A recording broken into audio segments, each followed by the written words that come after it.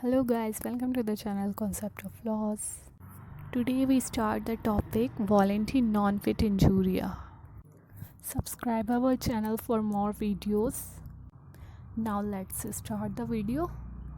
Today we cover its introduction and what is voluntary non-fit injuria, its illustrations, essential elements of voluntary non-fit injuria, scienti non-fit injuria, burden of proof, consent of the plaintiff, case laws, voluntary non-fit injuria and contributory negligence, and with conclusion.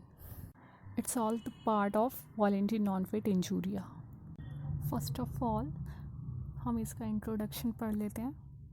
Law of tort में अगर कोई person wrongful act commit करता है जिससे कि another person को injury होती है, तो जो रॉन्ग डूअर होता है, जो टॉर्ट कमिट करता है, वो लायबल होता है विक्टिम को डैमेजेस पे करने के लिए फॉर हिज रॉन्गफुल एक्ट.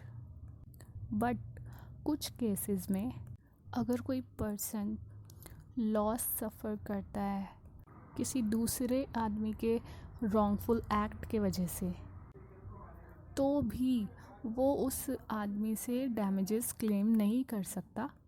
वो जो विक्टिम है वो रॉन्ग डूअर से डैमेजेस क्लेम नहीं कर सकता, क्योंकि टॉर्ट में कुछ डिफेंसेस भी दिए गए हैं जो कि डिफेंडेंट है वो अपना वो यूज़ करता है और टॉर्शियस लायबिलिटी से फ्री हो जाता है.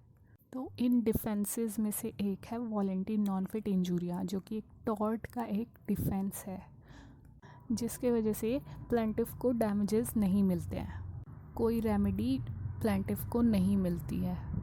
प्लेंटिफ के ही कंसेंट के वजह से कि वो जो रॉन्गफुल एक्ट है जिसकी वजह से उसको इंजरी हुई है वो उसका कंसेंट देता है. तो इसको अभी हम डिटेल स्टडी करेंगे. वो ये हमें तब पता चलेगा जब हम जानेंगे वॉलंटरी नॉन फिट इंजूरिया क्या है. तो चलिए गाइस, अब हम वॉलंटरी नॉन फिट इंजूरिया को डिस्कस कर लेते हैं. What is voluntary non fit injuria? Law of tort में हर एक पर्सन की ड्यूटी है कि वो कोई भी एक्ट जो है वो केयरफुली करे, किसी भी जो हार्मफुल एक्ट है उसको अवॉइड करने के लिए, ताकि जो हार्म होता है किसी बंदे को वो अवॉइड हो सके. तो हर एक पर्सन की ड्यूटी होती है कि वो एक्ट केयरफुली करे.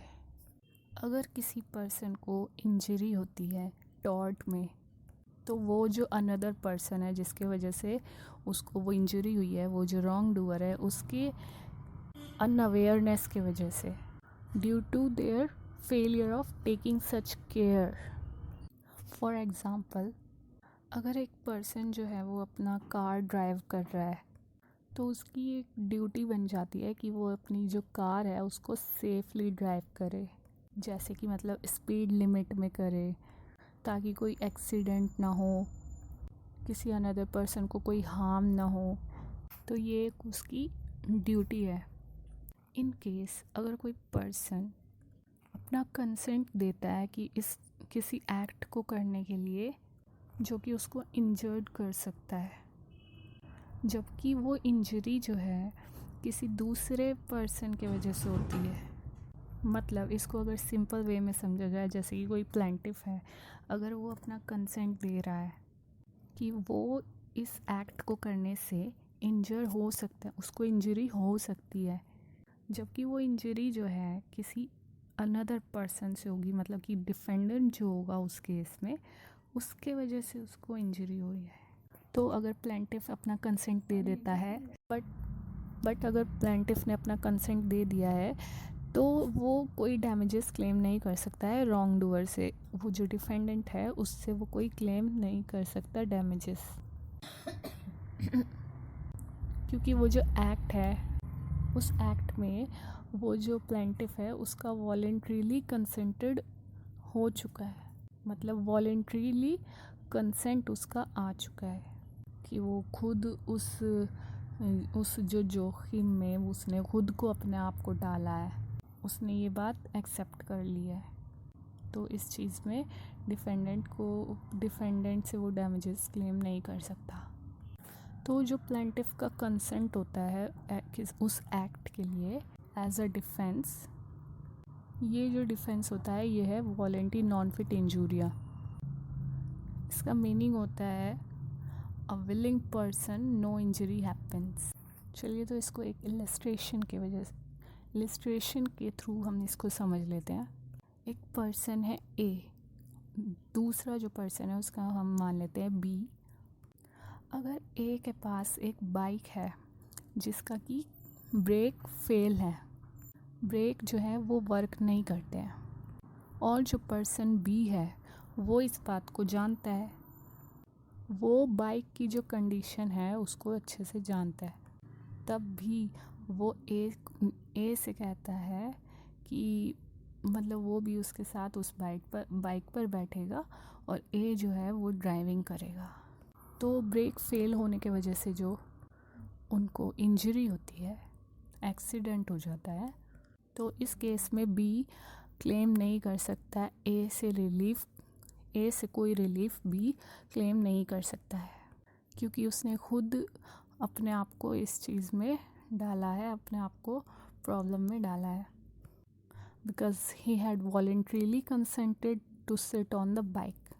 उसने खुद जानते हुए, उस बाइक की कंडीशन को जानते हुए खुद वो बैठने के लिए उस पर तैयार हुआ है। आई होप कि इस इलस्ट्रेशन से आपको वॉलेंट्री नॉन फिट इंजूरिया समझ आ गया होगा। तो चलिए इसके कुछ इसेंशियल एलिमेंट्स को हम डिस्कस कर लेते हैं। इसके सिर्फ 2 इसेंशियल एलिमेंट्स हैं। ये जो डिफेंस है वॉलेंट्री नॉन फिट इंजूरिया, इसके 2 इसेंशियल एलिमेंट्स हैं। फर्स्ट है कि जो प्लेंटिफ है उसको नॉलेज होनी चाहिए रिस्क की। अगर उसको नॉलेज है रिस्क की कि इसमें रिस्क है, तो ये एक इसका फर्स्ट इसेंशियल एलिमेंट हुआ। सेकंड जो इसका इसेंशियल एलिमेंट है कि प्लेंटिफ जो है खुद एग्री होना चाहिए उस हार्म को सफ़र करने के लिए, वो जो उसको इंजरी होगी उसको सफ़र करने के लिए खुद को प्रॉब्लम में डालने के लिए वो खुद अपना कंसेंट देगा, खुद एग्री होगा, जबकि उसको पता है कि इसमें रिस्क है। तो ये थे इसके इसेंशियल एलिमेंट्स। तो अब हम डिस्कस कर लेते हैं साइंटिफिक नॉन फिट इंजूरिया। सिर्फ रिस्क की नॉलेज होना काफ़ी नहीं है इस डिफेंस के लिए। It is known as scientific non fit injuria, जिसका मतलब ये है कि नॉलेज का मतलब है कि उसका कंसेंट हो गया, प्लेंटिफ का जो है कंसेंट हो गया रिस्क को बियर करने के लिए। तो इस टाइप से नॉलेज सिर्फ एक पार्शियल फुलफिलमेंट है इसकी कंडीशन की। ये जो एप्लीकेशन है वॉलेंट्री नॉन फिट इंजूरिया। तो अब हम इसका नेक्स्ट पॉइंट जो है वो डिस्कस कर लेते हैं। वो है नेक्स्ट हेडिंग है बर्डन ऑफ प्रूफ। इसमें बर्डन ऑफ प्रूफ किसके ऊपर आता है, किसको ये प्रूफ करना पड़ता है? उन केसेस में जहाँ पर कि डिफेंडेंट जो है वो डिफेंस लेता है, volenti non fit injuria use करता है अपने डिफेंस में, खुद के बचाव के लिए। तो बर्डन ऑफ प्रूफ सिर्फ उसी के ऊपर होता है, किसके ऊपर होता है? डिफेंडेंट के ऊपर। उसको ये शो करना पड़ता है कि प्लेंटिफ जो है उसको पूरी नॉलेज थी इस एक्ट के बारे में, और सेकेंडली प्लेंटिफ ने खुद ये कंसेंट दिया था इस रिस्क में इन्वॉल्व होने के लिए, इस एक्ट को करने के लिए उसने खुद अपना कंसेंट दिया था।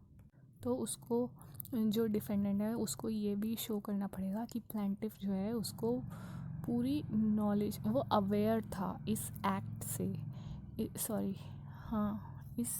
कि इसमें रिस्क है, इस एक्ट में जो रिस्क है उस चीज़ से वो पूरा अवेयर था, तभी वो इस चीज़ में इन्वॉल्व हुआ और उसने खुद ये रिस्क लिया। तो इसमें क्या है कि बर्डन ऑफ प्रूफ डिफेंडेंट के ऊपर है, उसे ये सब चीज़ें शो करनी होती हैं कोर्ट में। नेक्स्ट हेडिंग हम देख लेते हैं consent of the parties. Consent of the plaintiff का जो कंसेंट है वो इस चीज़ में बहुत इम्पॉर्टेंट है defence volenti non fit injuria के लिए।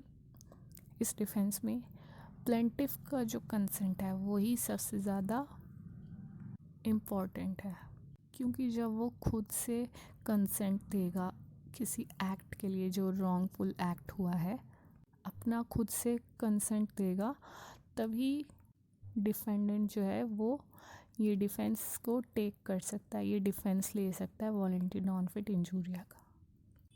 इसमें हम एक केस लॉ है उसको डिस्कस कर लेते हैं। हॉल वर्सेस ब्रूकलैंड 1932 का ये केस है। इस केस में प्लेंटिफ जो है वो कार रेस देखने जाता है जहाँ पर दो कार आपस में टकराती हैं और जिसका ये रिज़ल्ट निकल कर आता है कि दो कार जो है वो आपस में टक्कर हो जाती है और प्लेंटिफ जो है वो ऑडियंस में बैठा होता है। कार की टक्कर की वजह से उनमें से एक कार जो है वो ऑडियंस में उड़ गई। तो यहाँ पर जो है वॉलंटरी नॉन फिट इंजूरिया का डिफेंस किया गया, क्योंकि प्लेंटिफ ने अपना कंसेंट दिया इस रेस के बारे में, मतलब कि वो खुद उस रेस को देखने गया था। तो अब हम डिस्कस कर लेते हैं voluntary non fit injuria and contributory negligence. ये दोनों ही एज अ डिफेंस यूज़ किए जाते हैं कोई भी लायबिलिटी से स्कैप करने के लिए, बट ये दोनों एक दूसरे से काफ़ी डिफरेंट है। कॉन्ट्रीब्यूटरी नेग्लिजेंस में क्या होता है कि जो प्लेंटिफ होता है वो उसको जो इंजरी होती है, जो इंजरी वो सफ़र करता है, उसमें वो खुद भी, उसका भी फॉल्ट होता है, डिफेंडेंट के साथ साथ उसका खुद का भी उसमें फॉल्ट होता है। तो इसमें जो उसको डैमेजेस दिए जाते हैं, अवॉर्ड किए जाते हैं, वो उसमें से कुछ रिड्यूस किया जाता है, क्योंकि उसकी नेग्लिजेंस एक्ट के वजह से, क्योंकि उसमें उसका खुद का भी कुछ नेग्लिजेंट एक्ट था जिसके वजह से कि उसको इंजरी हुई है।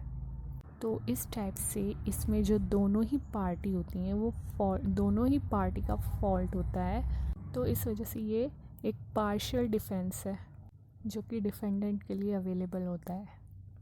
तो गाइस अब हम इसका कंक्लूजन देख लेते हैं। वॉलंटरी नॉन फिट इंजूरिया एक ऐसा टॉर्ट लॉ का एक ऐसा डिफेंस है, उन डिफेंस में से एक है जिसमें कि जो पर्सन रॉन्ग डूअर होता है वो एग्जेम्प्ट हो जाता है लायबिलिटी से, क्योंकि इसमें जो विक्टिम है वो अपना कंसेंट दे देता है उस रॉन्गफुल एक्ट के लिए, और ये जो उसका कंसेंट होता है ये फ्री होना चाहिए इस डिफेंस के सक्सेसफुल होने के लिए इस केस में। इसी के साथ हमारा वॉलंटरी नॉन फिट इंजूरिया जो टॉपिक है वो पूरा हो जाता है। आई होप कि आपको वीडियो समझ आ गया होगा। एक बार जो आप इसके नोट्स को पढ़ेंगे, रीड करेंगे केयरफुली, तो आपको ये और अच्छे से क्लियर हो जाएगा इसका कॉन्सेप्ट। सो गाइस मिलते हैं नेक्स्ट वीडियो में, तब तक के लिए बाय बाय, टेक केयर।